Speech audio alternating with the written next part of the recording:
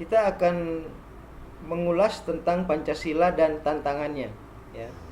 Sebagai warga negara dan juga bagian dari penting dari mata kuliah pendidikan kewarganegaraan, tentu saja kita harus memahami tentang dasar negara, ya, yaitu Pancasila. Di mana Pancasila sebagai dasar negara juga sebagai falsafah hidup bangsa dan juga sebagai sebagai ideologi, ya. Dan juga adalah sebagai ideologi. Nah, kita ingat bahwa kita punya 4 pilar, ya. 4 pilar inilah yang merupakan penentu kokoh atau tidaknya bangsa kita. Yang pertama adalah Pancasila, ya. Pancasila ini dirumuskan oleh para founding fathers di BPUPKI, ya.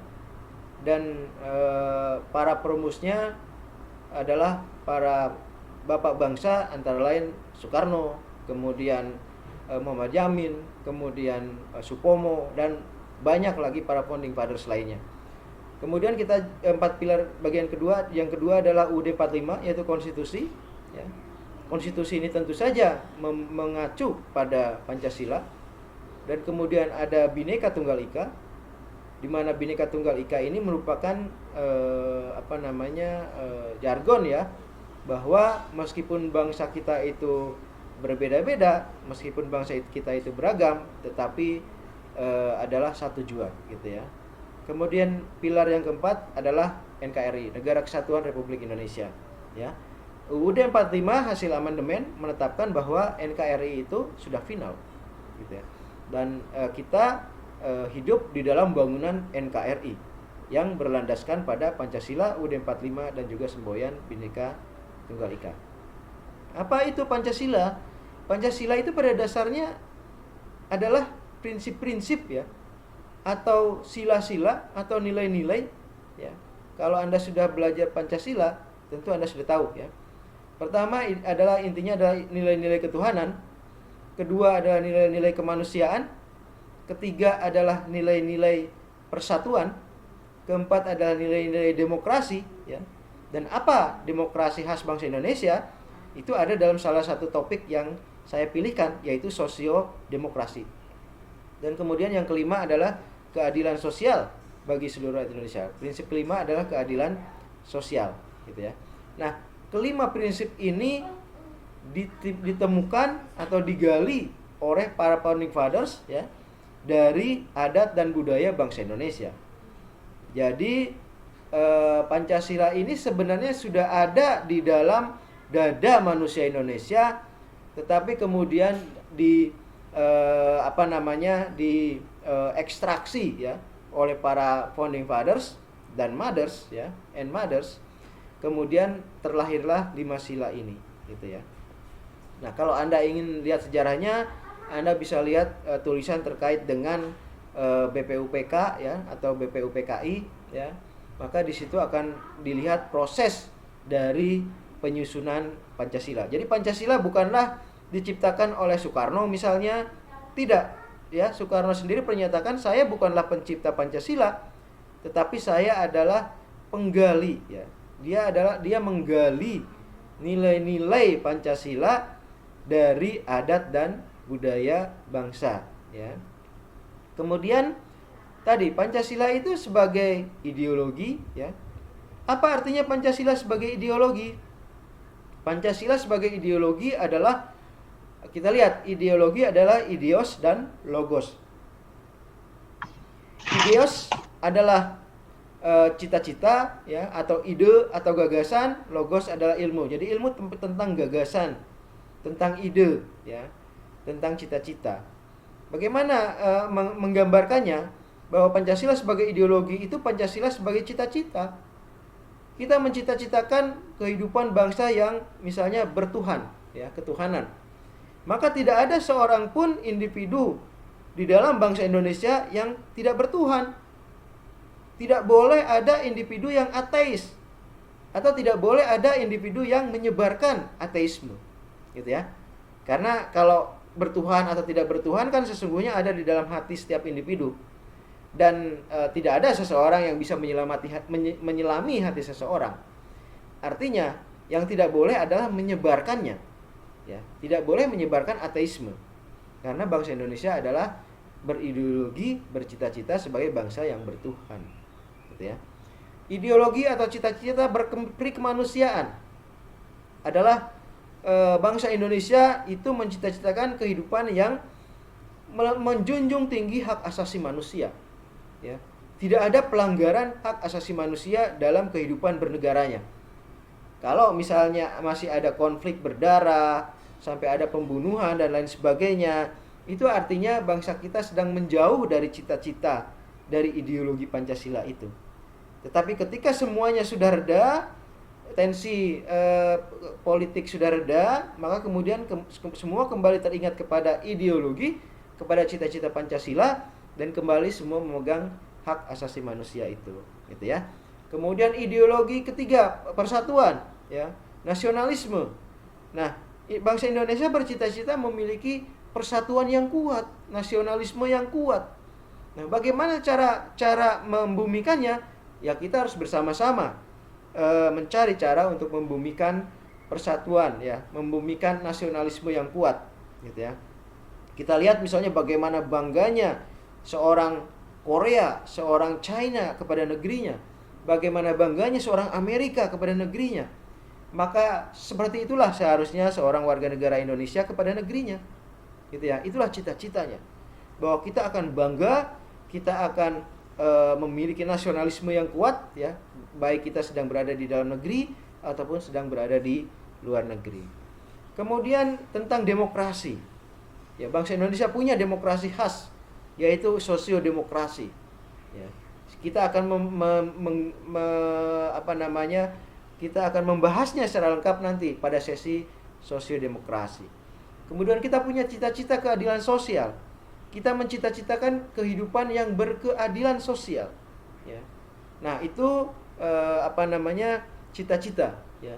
Kalau sekarang misalnya kehidupan kita penuh ketimpangan, yang kaya sangat kaya, ada penelitian mengatakan bahwa 1% warga negara Indonesia itu menguasai kekayaan mayoritas, ya.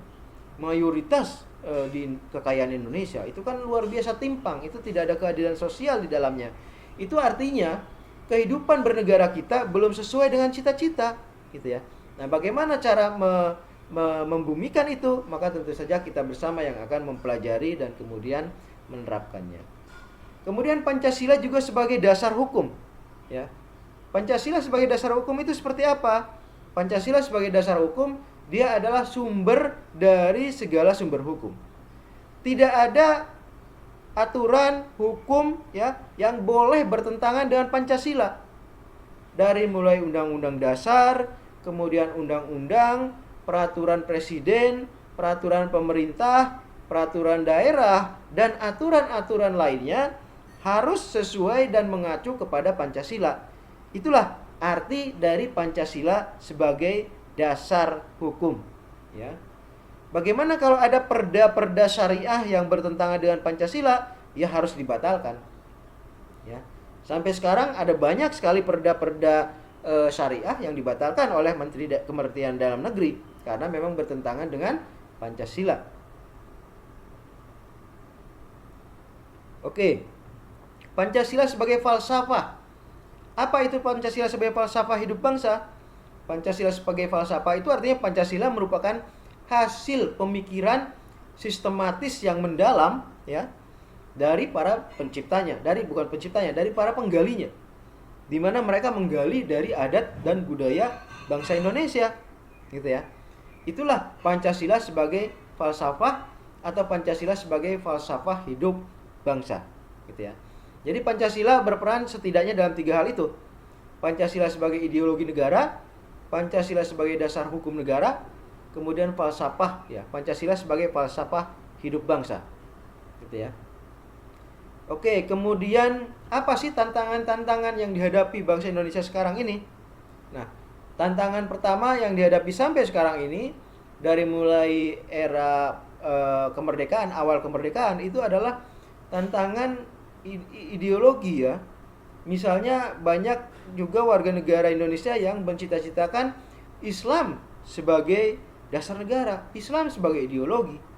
ya, warga negara Indonesia yang beragama Islam ada yang memimpikan untuk menjadikan Islam sebagai dasar negara. Meskipun tentu saja banyak yang tidak menginginkannya dan lebih menginginkan kepada Pancasila. Itu sampai sekarang masih terjadi, ya. Kemudian tantangan kedua pernah diajukan oleh Soekarno, itu konsep Nasakom, ya. Nasionalisme, agama, dan komunis. Itu satu konsep yang sebenarnya tujuannya baik mungkin untuk menciptakan persatuan di kalangan nasionalis dan di kalangan agama, ya, dan di kalangan komunis, yang komunis waktu itu sedang kuat-kuatnya di era Soekarno. Kalau sekarang komunis sudah dibubarkan dan sudah dilarang, ya. Nah, tetapi waktu itu memang menjadi tantangan. Bagaimana di negara Pancasila ada konsep yang namanya konsep nasionalis, agama, dan komunis, Nasakom. Dan itu memang tidak pernah terjadi, ya. Kemudian tantangannya adalah bagaimana cara melakukan penguatan Pancasila. Di era Orde Baru ada BP7, ya, tetapi kemudian BP7 lebih sebagai tangan atau kepanjangan tangan penguasa, ya, untuk mengekang kebebasan warga negara. Dan kemudian pada saat reformasi tentu saja BP7 dibubarkan. Dan kemudian di era reformasi ini didirikan BPIP, Badan Pembina Ideologi Pancasila. Nah, BPIP ini tentu saja tidak menjadikan Pancasila sebagai ideologi tertutup, ya, melainkan menjadikan Pancasila sebagai ideologi terbuka. Ideologi terbuka itu adalah ideologi yang berasal dari dalam diri sendiri, ya, sesuai dengan Pancasila yang digali dari adat istiadat budaya bangsa Indonesia. Dan kemudian ideologi yang terbuka ini ideologi yang bisa diperdebatkan, bisa didiskusikan, gitu ya. Bagaimana misalnya tentang penerapan ketuhanan yang Maha Esa seperti apa, ya. Kan ada perdebatan. Misalnya arti esa, ya. Kalau arti esa berarti Tuhannya Islam dong yang memiliki pengertian itu, ketuhanan yang Maha Esa. Esa itu kan artinya satu. Sedangkan agama lain kan memiliki Tuhan lebih dari satu, misalnya gitu ya. Misalnya di Kristiani misalnya ada Trinitas, ya kan? Kemudian di Hindu ada banyak Tuhan. Di Buddha itu tidak pernah bicara Tuhan, gitu kan? Nah, bagaimana? Nah, ini kalau yang mengatakan bahwa ketuhanan yang Maha Esa itu lebih pada mengatur orang Islam, itu tidak historis, itu ahistoris. Pernyataan yang ahistoris, karena justru si ketuhanan yang Maha Esa itu merupakan hasil kompromi, ya. Merupakan hasil kompromi dari bunyi sebelumnya, ya. Bunyi Pancasila sila pertama sebelumnya adalah ketuhanan dengan kewajiban menjalankan syariat Islam bagi pemeluk-pemeluknya.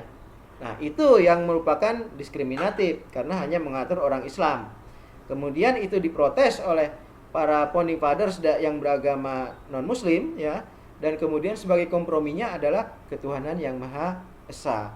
Jadi itu hasil kompromi yang diterima oleh semua tokoh-tokoh nasional ketika itu dari berbagai agama, gitu. Artinya apa? Bunyi ketuhanan yang Maha Esa itu sudah diperdebatkan, ya, dan kalau sekarang masih diperdebatkan silahkan, tetapi itu secara historis merupakan kesepakatan bersama, gitu ya. Nah, itu misalnya ya, Pancasila sebagai ideologi terbuka, gitu ya. Tentang kemanusiaan misalnya dipertanyakan, tentang nasionalisme dipertanyakan, tentang demokrasi seperti apa yang cocok dipertanyakan, tentang keadilan sosial yang cocok dipertanyakan.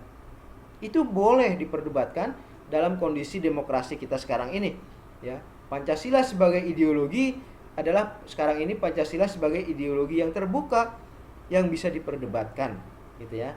Oke, itu saya kira sedikit pengantar untuk pertemuan pertama kita dalam pendidikan kewarganegaraan, ya.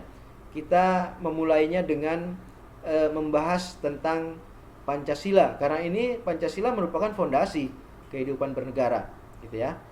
Setelah ini kita akan membahas topik-topik yang sangat penting, ya, seperti apakah itu negara, apakah itu warga negara, kemudian konstitusi, demokrasi, hak asasi manusia, gotong royong, otonomi daerah, good governance, agama dan negara, sosiodemokrasi, dan kemudian topik-topik lainnya. Oke, saya kira itu sebagai pengantar ya. Terima kasih, silakan kalau ada yang ingin ditanyakan.